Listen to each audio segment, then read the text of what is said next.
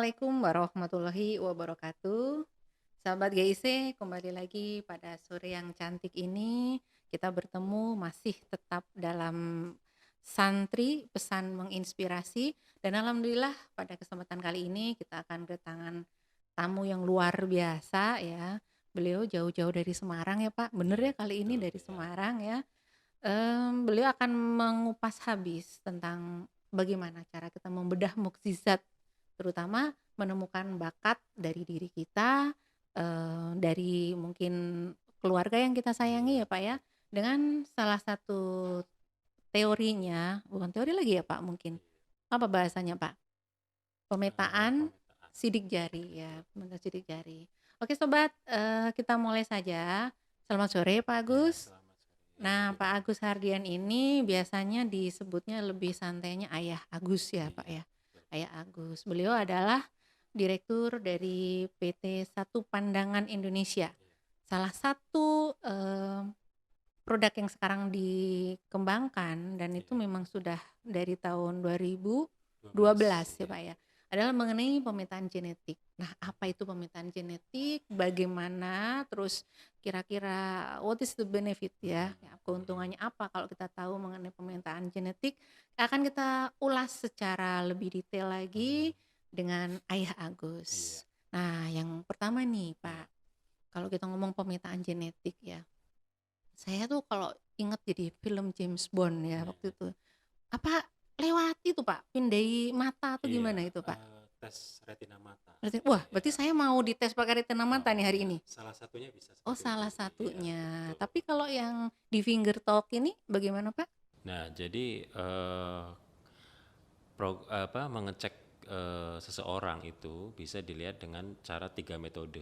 Pertama dengan cara DNA, kemudian yang kedua adalah dengan cara retina mata. Nah, tadi yang disampaikan tadi itu, seperti apa namanya, di film-film, action ya, James Bond salah satunya itu bisa mengecek, seseorang dengan retina mata dan DNA. Nah, DNA sama retina mata ini adalah program genetik juga. Di situ, tapi biayanya cukup tinggi. Karena itu biasanya pemerintah yang menangani untuk pengecekan di program genetik itu. Nah, tapi kita bukan itu yang kita akan kembangkan. Yang terjangkau saat ini adalah kita menggunakan program genetik dengan cara sidik jari atau dengan cara finger seperti itu.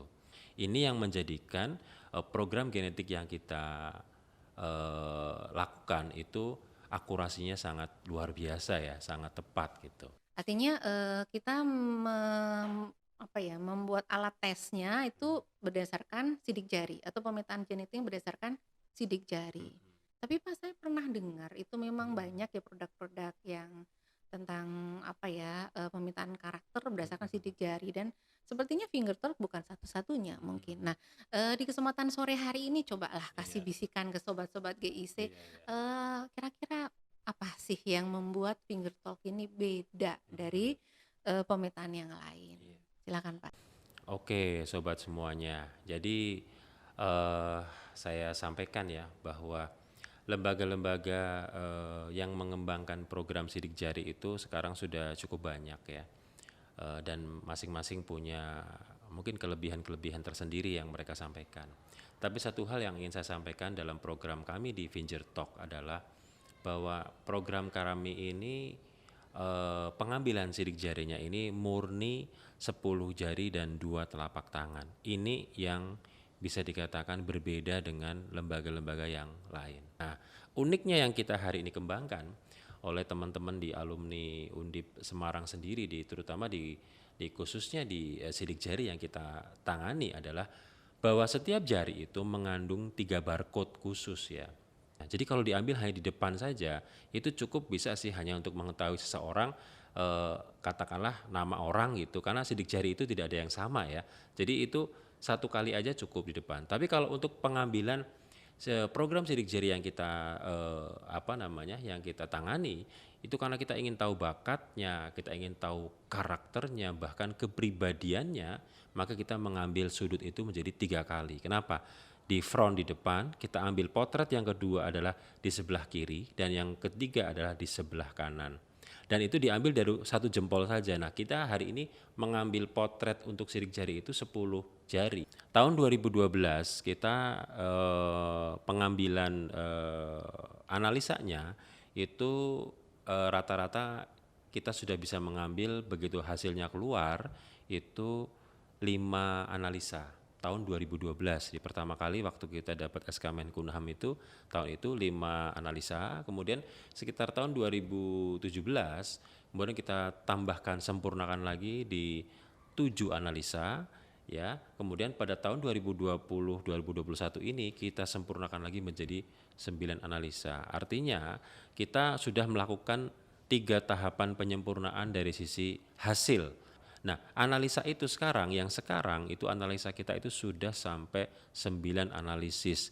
Jadi artinya potret bakat hasilnya kelihatan, karakternya kelihatan, dan yang terpenting dari semuanya adalah kepribadiannya kelihatan. Sehingga kita bisa melihat seseorang, menilai seseorang dari hasil sidik jari kita itu secara menyeluruh, jadi keseluruhan. Sehingga bagaimana cara mengembangkan anak-anak kita, kemudian bagaimana cara menangani karakter mereka dan bagaimana cara membangun kepribadiannya itu bisa langsung kita bisa gambarkan secara menyeluruh. Jadi kita tahu bagaimana cara menanganinya mereka secara spesifik, jadi seperti itu. Nah, kadang-kadang gini Pak, kita kan ini sifatnya membaca ya Pak ya, artinya setahu saya sidik jari nggak pernah berubah ya, artinya dari mulai dia bayi sampai tua ya seperti itu gitu. Artinya memang apa yang sudah dites itu kan akan tetap ya Pak ya. Kalau misal ini Pak misalkan, oh saya kayak nggak puas nih, saya tes lagi, hasilnya kan sama nggak Pak? Jadi hasil sidik jari itu mau diambil tahun 2012, mau diambil tahun sekarang ataupun ke depannya, hasil sidik jari kalau diambil oleh kita dari Fingertalk itu akan sama hasilnya itu. Sehingga klien yang ketemu dengan kita untuk pengambilan sidik jari itu bisa cukup sekali untuk seumur hidup karena sudah terpotret semuanya jadi satu hasil tapi sudah menyeluruh dengan analisa yang 9 tadi itu.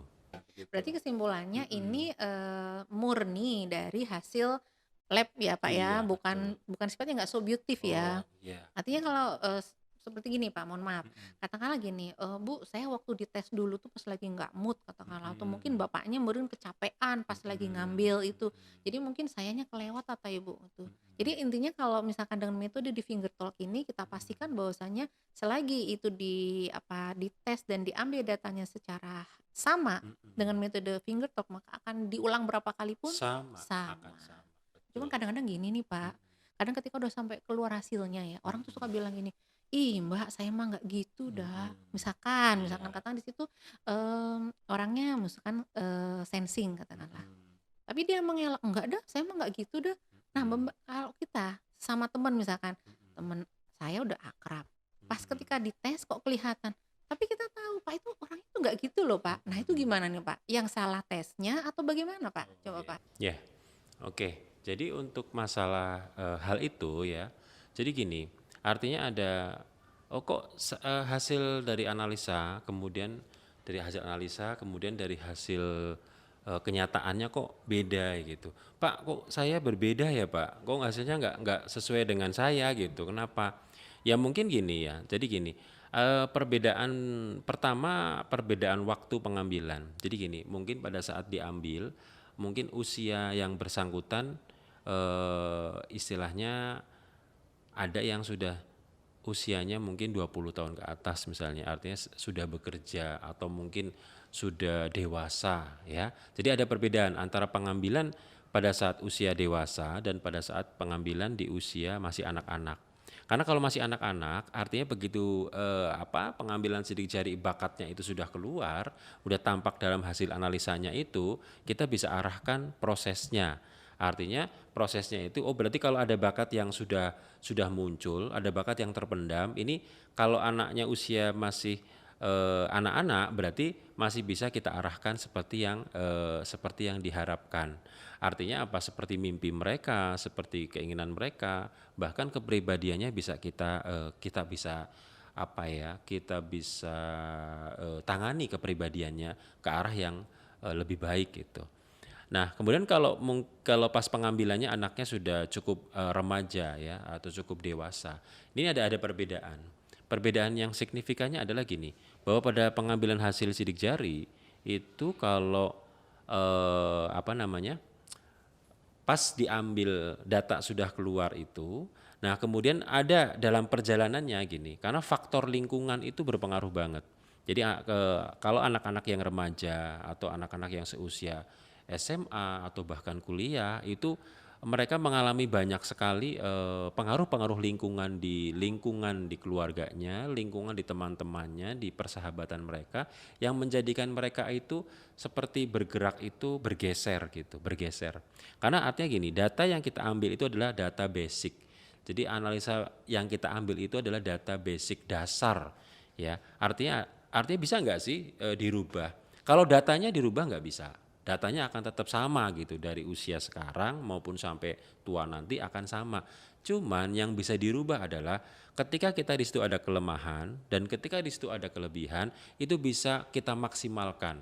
Kalau prosentase hasil labnya tidak akan berubah, tapi kenyataannya bisa kita sempurnakan.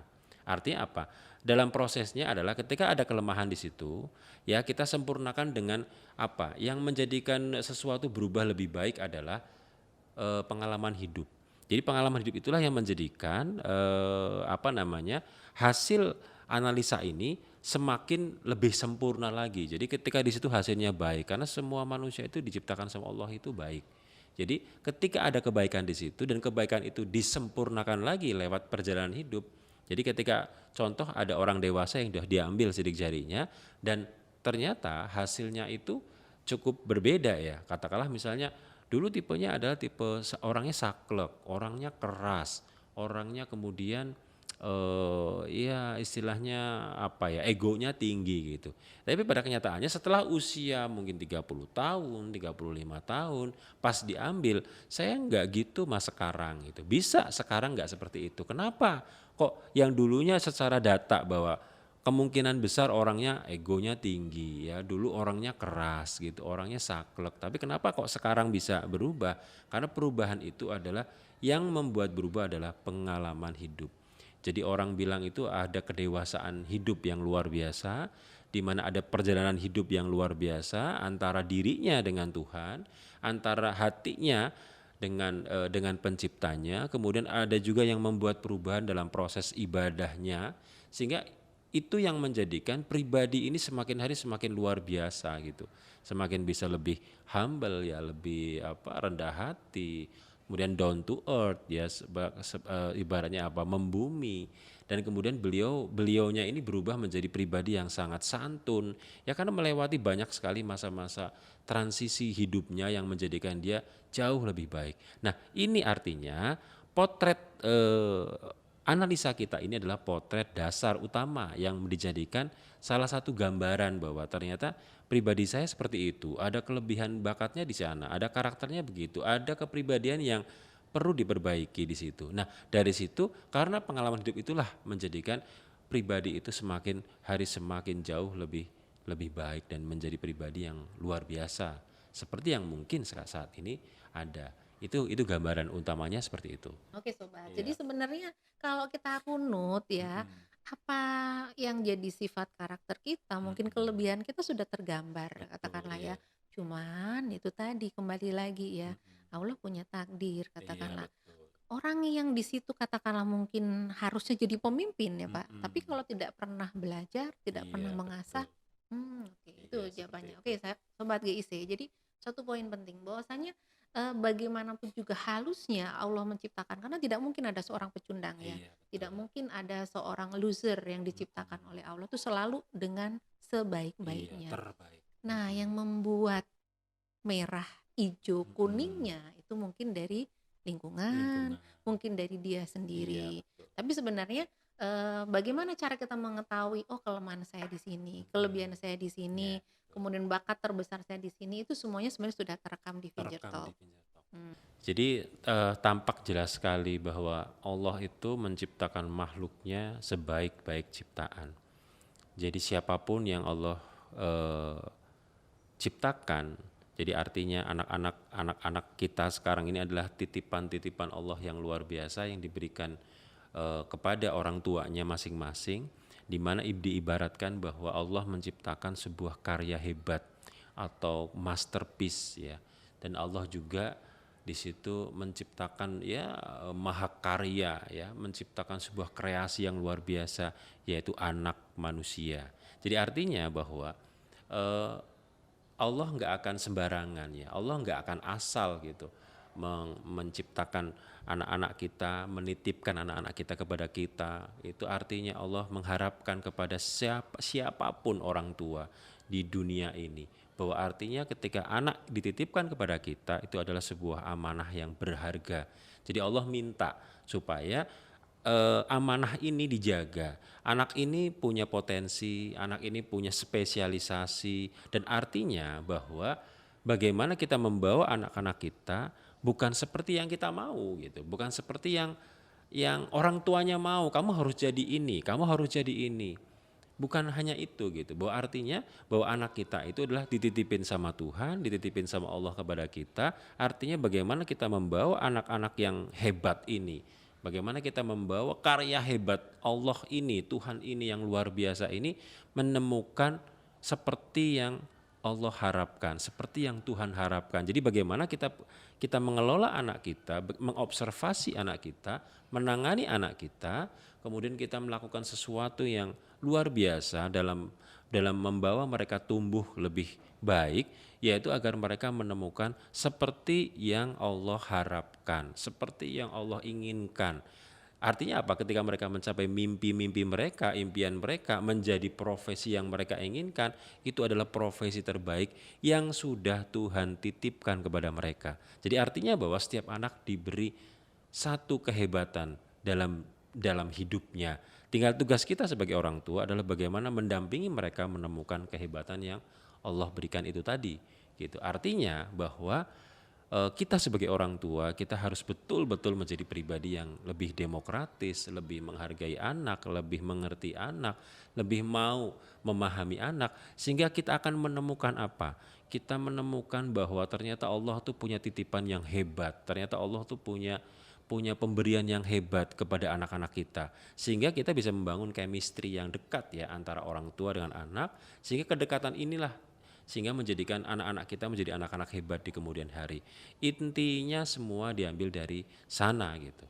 Nah, oke Pak, berarti kita bisa buat simple resume ya, mungkin kesimpulan sederhana bahwasanya dengan pemetaan ini semakin dini kita paham ya, semakin dini kita paham tentang potensi alami kita, mungkin kita akan semakin punya waktu untuk how to improve ourselves gitu ya Iya Pak ya. betul. Itu. Iya. Artinya semakin katakanlah semakin kita punya waktu banyak, kita bisa manage ya Pak Iya. ya. Oke. Oke sobat, itu yang akan kita jadikan kesimpulan hari ini bahwasanya sebenarnya orang yang paling paham kita adalah diri kita sendiri. Semakin kita paham dengan diri kita, maka kita akan semakin mengerti untuk mengembangkan apa yang akan jadi luar biasa dari diri kita. Oke, thanks for watching us. Tetap ada bersama kami, tetap di pesan menginspirasi, dan kita akan tetap melanjut ke bahasan-bahasan berikutnya, tetap dengan pesan-pesan positif.